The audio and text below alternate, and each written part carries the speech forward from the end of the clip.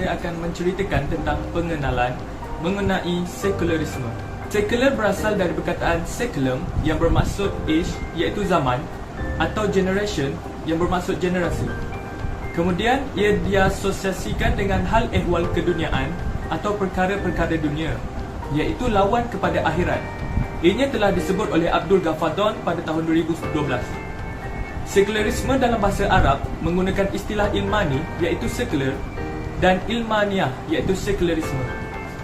Pada tahun 1887 pula, dalam Kamus Al-Muhit menyatakan sekular ialah sesuatu yang berkaitan dengan hal ehwal keduniaan dan bukan kerohanian atau keagamaan. Pada tahun 2005, menurut Kamus Dewan, sekular ialah had yang berkaitan dengan keduniaan, bersifat duniawi dan tidak berkaitan langsung dengan keagamaan. Oleh itu, sekularisme ialah fahaman yang menolak nilai-nilai keagamaan dalam kehidupan sosial manusia. Ia juga disebut oleh Abdul Ghaffar Don. Merriam-Webster's College Dictionary mendefinisikan sekularisme sebagai indifference to or rejection or exclusion of religion or religious consideration. Ianya adalah suatu ketidakpedulian terhadap atau penolakan dan juga penyingkiran kepada pertimbangan-pertimbangan keagamaan. Abdul Latif Saman pada tahun 1993 juga berpendapat bahawa sekular boleh ditaktifkan sebagai hal-hal yang berhubung dengan dunia semata-mata. Ianya tidak bersifat abadi ataupun spatio-temporal dan berpunca daripada manusia tanpa menuju Tuhan. Alam dan Tuhan adalah terpisah. Antara kedua-duanya membataskan peranan Tuhan, wahyu dan juga perkara-perkara di dalam agama. Pada tahun 2011, Syed Naqib Al-Atas menyatakan sekular berasal dari bahasa Latin iaitu seculum. Istilah ini mengandungi suatu makna yang ditandai dengan dua pengertian iaitu waktu, tempat atau ruang.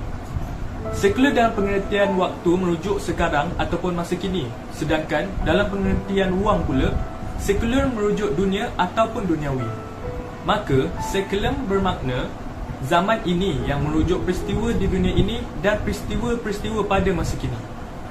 Berdasarkan takrif-takrif yang dikemukakan, sekularisme boleh didefinisikan sebagai satu fahaman yang bersifat kebendaan dan keduniaan, sekaligus menafikan dan menolak peranan agama dalam kehidupan manusia. Sejarah tertubuhnya sekularisme. Sekularisasi diambil daripada pengalaman sejarah Eropah, iaitu proses pemisahan semua aspek kehidupan dan pemikiran daripada asosiasi agama dan arahan kerohanian. Sekularisasi merupakan satu proses yang berkembang di England sekitar abad ke-16, iaitu dengan pemindahan kuasa politik daripada bidang kuasa agama kepada negara dan kes undang-undang daripada keagamaan kepada sekular. Sejarah menyatakan bahawa sekularisasi pada zaman pre-industrian atau pre-industrial telah mendapat sokongan ataupun dorongan Kristian aliran Protestan. Gerakan reformasi di Eropah yang dipelopori oleh Martin Luther pada tahun 1483 hingga 1546 Masihi telah memperkuat gerakan sekular dan proses sekularisasi di Eropah. Luther telah memimpin gerakan pembebasan dan reformasi dengan nama Protestan, iaitu golongan yang memprotes seperti protes terhadap kumpulan Katolik. Istilah sekularisme sebenarnya muncul pada tahun 1851 Masihi sebagai satu sistem etika falsafah yang bertujuan memberi interpretasi atau pengaturan kepada kehidupan manusia tanpa merujuk kepada Tuhan, kitab suci dan juga hari kemudian. Pengasasnya adalah G.S. Holyoake pada tahun 1817 sehinggalah 1916 Masihi. Beliau juga telah menubuhkan persatuan-persatuan sekularisme ataupun disebut secular societies di beberapa tempat di Eropah.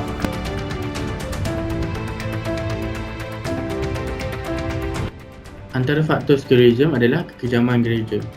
Macam kita tahu, sekularisme ni muncul ketika zaman gelap di mana ketika itu gereja sangat berkuasa dan sangat kaya kerana mereka mempunyai kuasa terhadap cukai dan juga tanah. Golongan paderi gereja ketika itu sangat berpegang kuat terhadap kepercayaan agama dan sehingga menolak sebarang perkara yang bertentangan dengan ajaran Kristian. Pihak gereja Katolik juga sanggup bertindak kejam hingga tahap membunuh orang awam, terutama sekali ahli sains, hanya kerana mereka meragui ajaran Kristian. Pada tahun 1481 hingga 1801, direkodkan bahawa pihak gereja telah membunuh 340,000 orang hanya kerana mereka mengkritik kepercayaan mereka. Dua orang daripada yang dihukum tersebut adalah tokoh dunia, iaitu Giordano Bruno dan juga Galileo Galilei, kerana mereka mengeluarkan pernyataan yang bertentangan dengan kepercayaan Kristian yang menyatakan bahawa dunia ini, bumi adalah pusat, matahari dan bulan mengelilinginya.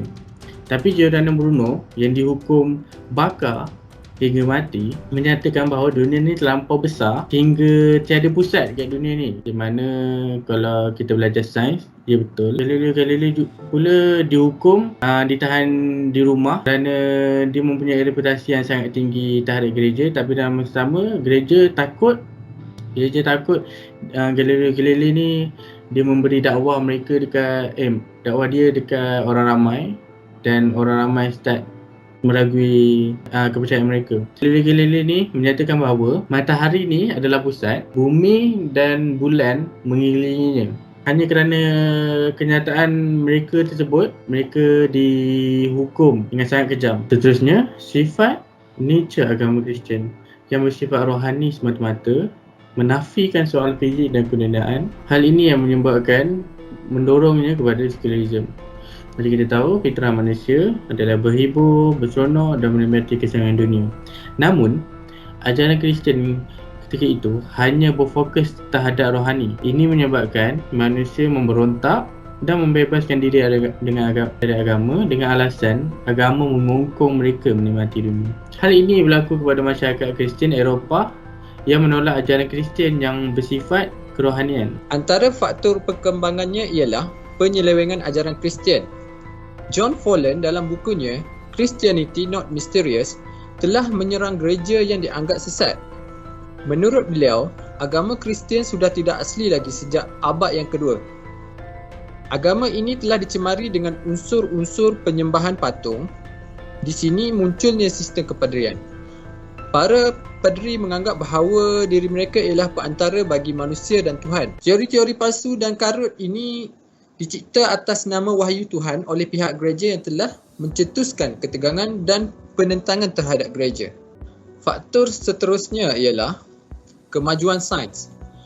Penemuan kemajuan sains merupakan faktor yang mendorong munculnya gerakan sekularisasi di Eropah.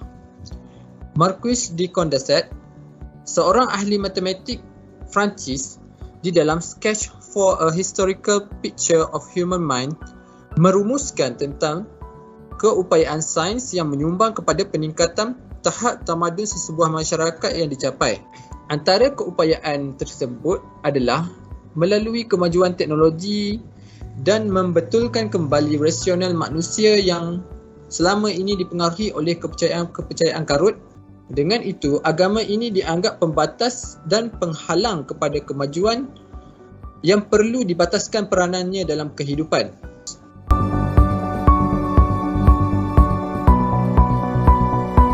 Ciri sekularisme. Sekularisme mempunyai beberapa ciri utama, iaitu menolak agama dalam kehidupan. Sekularisme ialah fahaman yang menolak peranan agama dalam kehidupan manusia. Sekularis menganggap agama sebagai penghalang kepada kemajuan.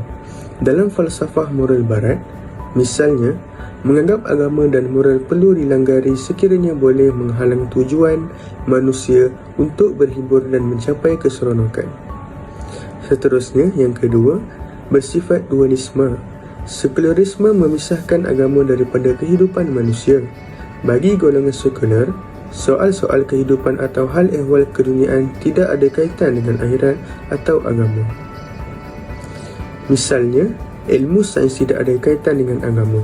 Seorang yang belajar sains tidak ada kaitan dengan agama. Menurut pandangan sekularis, seseorang yang belajar ilmu sains semata-mata tidak ada kaitan dengan agama atau Tuhan. Bagi orang Islam, sains mempunyai kaitan dengan Tuhan dan agama. Dalam Islam, ilmu mempunyai nilai ibadat dan menuntut ilmu menjadi sesuatu yang diwajibkan kepada umat Islam. Bahkan, ilmu yang dipelajari ialah amanah yang akan ditanya kelak. Yang ketiga, bersifat liberal. Liberalisme yang lahir di Barat ialah hasil daripada sikap gereja yang menolak penemuan dan ciptaan baharu dalam kehidupan manusia. Oleh sebab penolakan dan kongkongan gereja terhadap kehidupan manusia, akhirnya lahirlah golongan sekular, terutamanya saintis di Barat yang membebaskan diri mereka daripada agama. Maka, wujudlah liberalisasi dalam semua bidang kehidupan seperti sosial, politik, pendidikan, ekonomi dan lain-lain. Mereka berpandangan bahawa mereka bebas untuk melakukan apa-apa sahaja. Oleh itu, lahirlah masyarakat Barat liberal sekular yang diiktiraf seperti pasangan sejenis. Mereka dibenarkan berkahwin atas nama kebebasan. Di sini saya ingin menerangkan ciri-ciri sekularisme. Antara ciri-ciri sekularisme ialah materialistik. Materialistik adalah antara ciri menonjol dalam sekularisme. Sikap materialistik masyarakat sekular telah menyebabkan mereka menolak nilai-nilai kerohanian dan agama dalam kehidupan.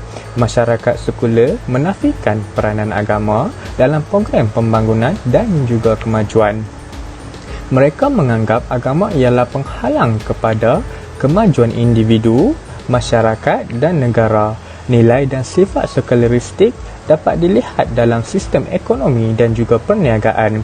Bagi mencapai matlamat material dan keuntungan, seorang perlu melakukan apa-apa sahaja bagi tujuan tersebut seperti eksploitasi, keuntungan, kelebihan, riba, penindasan dan lain-lain. Antara ciri-ciri seterusnya ialah mengutamakan akal rasional. Rasional akal menjadi salah satu ciri penting bagi fahaman sekularisme. Sesuatu perkara dinilai berdasarkan rasional akal. Bahkan, masyarakat sekular menolak sesuatu perkara yang pada pandangan mereka tidak logik. Oleh itu, mereka menolak agama dan Tuhan kerana berpendapat bahawa Tuhan tidak boleh dilihat dan diuji. Manusia akan mencapai kesejahteraan dengan akal. Marquis de Cardovcat dan Descartes seperti yang dinyatakan oleh Latif Samian 1993 berpendapat bahawa zaman moden ialah zaman akal fikiran. The Age of Reason. Pendapat ialah pandangan mereka yang seharusnya mencirikan Eropah pada abad ke-18. Antara ciri-ciri sekularisme seterusnya, pemisahan agama dan negara. Serangan Barat terhadap Islam telah memberikan implikasi dalam membentuk corak dan cara berfikir umat Islam. Antara asas pemikiran yang cuba diterapkan oleh Barat melalui penjajahan pemikiran antara adalah tentang prinsip pemisahan agama dan juga negara. Prinsip atau usaha memisahkan agama daripada politik dalam masyarakat ialah telah bermula pada tahun 1925.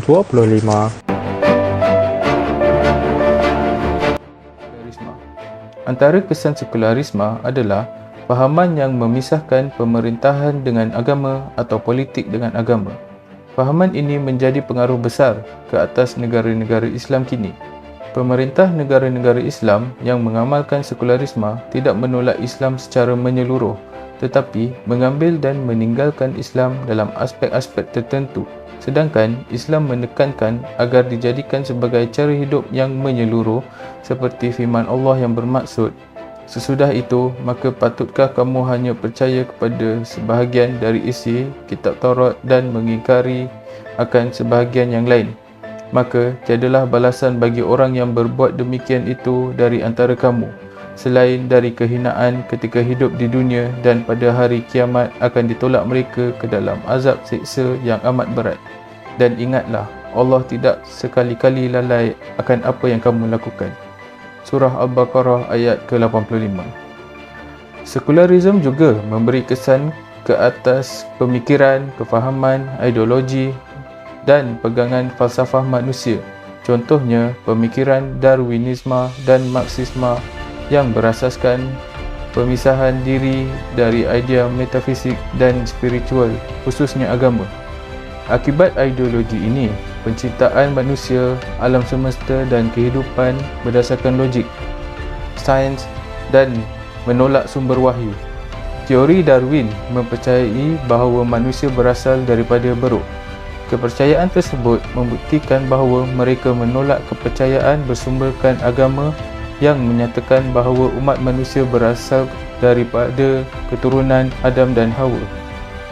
Pemikiran ini bukan setakat ilmu sains sahaja, tetapi telah berkembang kepada falsafah politik seperti nasionalisme, iaitu semangat cinta kepada negara. Pada asasnya, semangat cintakan bangsa tidak bertentangan dengan ajaran Islam.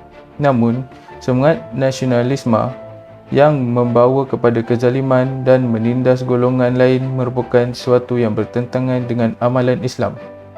Dalam bidang ekonomi, muncul falsafah kapitalisme dan komunisme yang masih menjadi tonggak kepada kuasa-kuasa besar dunia, iaitu Amerika Syarikat dan Rusia. Walaupun kuasa besar yang mendukung fahaman komunisme telah jatuh sekitar tahun 1990-an, namun sistem ekonominya masih diamalkan di negara-negara pro-komunis seperti China, Korea Utara dan negara-negara Amerika Latin. Sekularisme juga mempunyai kaitan rapat dengan segala ideologi ciptaan manusia seperti liberalisme, pluralisme, pragmatisme, hedonisme, humanisme, feminisme yang boleh membawa kepada kerosakan akidah dan iman dalam kalangan umat Islam. Bahkan, sesetengah pengamal ideologi sekularisme ini lebih bahaya daripada golongan bukan Islam kerana mereka merosakkan Islam dengan memisahkan ajaran-ajaran Islam mengikut kepentingan mereka. Terdapat juga negara Islam yang umatnya menjadikan sekular sebagai asas dalam perlembagaan negara seperti Turki dan beberapa negara lain di dunia. Akibatnya, urusan agama dilihat sempit dan mundur, manakala golongan yang meninggalkan agama dilihat maju dan berdaya saing. Hal ini telah menyebabkan pemikiran dan akhlak umat Islam menjadi rosak, hidup mereka terkebelakang dan ditindas. Allah Subhanahu wa Ta'ala telah mengingatkan bahawa dunia ini ialah permainan yang menjadi ujian kepada manusia seperti firman-Nya yang bermaksud, ketahuilah bahawa yang dikatakan kehidupan dunia itu tidak lain hanyalah bawaan hidup yang berupa semata-mata permainan dan hiburan yang melalaikan serta perhiasan yang mengurang, juga bawaan hidup yang bertujuan bermegah-megah di antara kamu dengan kelebihan, kekuatan dan bangsa keturunan serta berlumba-lumba membanyakkan harta benda dan anak pinak. Semua itu terhad waktunya samalah seperti hujan yang menumbuhkan tanaman yang menghijau subur, menjadikan penanamnya suka dan tertarik hati kepada kesuburannya. Kemudian tanaman itu bergerak segar ke suatu masa yang tertentu. Selepas itu engkau melihatnya berupa kuning. Akhirnya ia menjadi hancur bersepai. Dan hendaklah diketahui lagi bahawa di akhirat ada azab yang berat disediakan bagi golongan yang hanya mengutamakan kehidupan dunia itu, dan ada pula keampunan besar serta keredaan dari Allah disediakan bagi orang yang mengutamakan akhirat. Dan ingatlah bahawa kehidupan dunia ini tidak lain hanyalah kesenangan bagi orang-orang yang terpedaya. Surah Al-Hadid ayat ke-20.